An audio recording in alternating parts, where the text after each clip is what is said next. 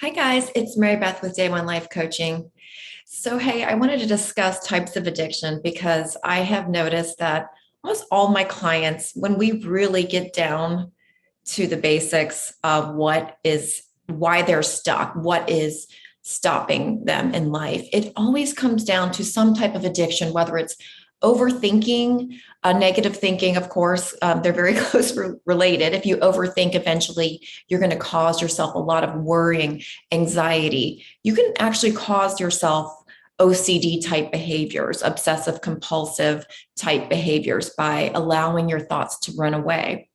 So I used to do this too. And that's why I'm wanting to, I feel like it's my calling to help other people because I was diagnosed personally with depression and anxiety. I did, take the medication they gave me, serotonin uptake, I believe it was, and it was awful for me personally. I'm not telling everyone don't take a prescription that you're given, but for me, it was causing me to feel like a zombie and just I like robotic. I didn't personally, it was worse. Like I would rather just figure out a way to get rid of the anxiety and depression on my own. So that's what I did. And that's why I feel like it's my calling to kind of help others do the same thing that I did. Because what happens when we are in the cycle of the number one addiction, overthinking and negative thinking? What we do is we reach for self-medication, right? And I'm a child of the 70s, and I had this all along, like it's childhood programming for sure. Not blaming my mother at all, but she's full Italian mother. And, it's conditioning, we worry. That's what we do. It was, it's kind of a cultural thing. The more you worry, the more you love, right? That's not really true, but that is how it is. And that's how it was in my family. We'll put it that way.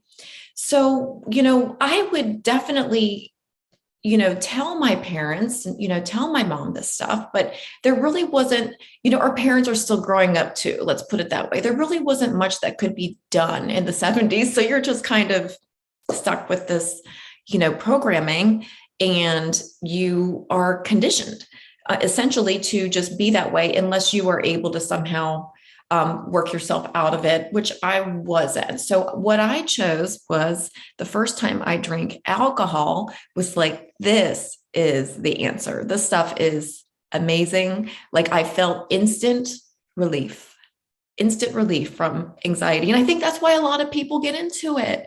I really do. So there's other ways to numb out, not just alcohol or drugs. What about, our cell phones? Well, I just heard my notification.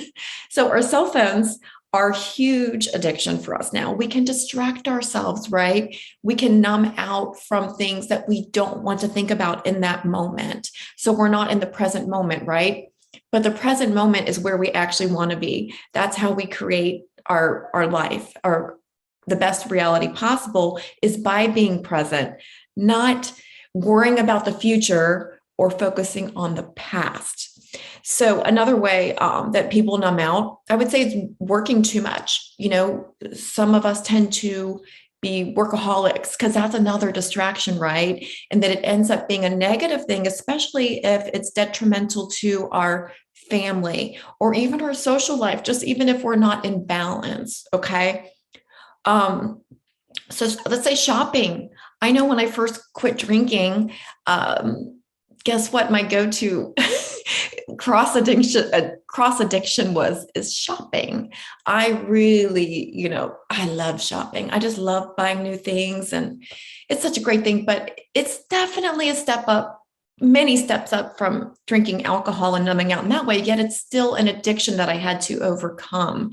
The goal, instead of finding a relationship to fill a void or finding, using our cell phones or numbing out watching Netflix or working too hard or drinking alcohol or smoking weed or watching porn. Guys, if you think, and I'm saying guys mostly because sorry, but it does seem to be mostly guys.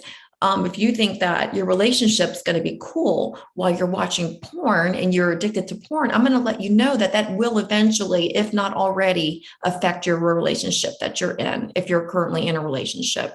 It's also going to affect you and your interactions with women, even, when you're not in a relationship yet. It just affects the way you think. It's not real. Y'all, those are actresses, just FYI. So anything that is a distraction where you don't want to be in the present moment, it's an addiction. So the best thing that you can do is try to find the source. If you don't follow me, really dig into it yourself. Really look up and try to reflect on what are you escaping from? Why are you escaping from your life, from the present moment? Why are you trying to fill a void? There's always a reason, and it's different for everyone. That's like with my clients, that's something that we need to figure out together. It's a very individual path for each person. There's not a one size fits all course or anything like that. It really is individual based on, a lot of it really is programming from childhood. So numbing out in any way, shape, or form there's many reasons it's not good, but the one I'm going to say most is because Brene Brown said it best. I think it was her original quote, but she said, you cannot selectively numb your feelings.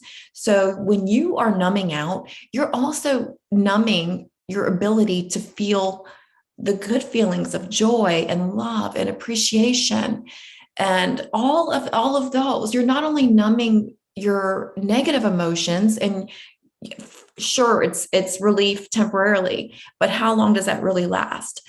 So that's what I try to teach my clients and try to teach anyone who is following me, is how to fill that void in a healthy way and be more self-aware of your reactions and be more mindful and understand really what you can do personally to not have that void in your life and not feel that need to stuff it down with something like food. That's one I didn't mention earlier. Food is a huge one.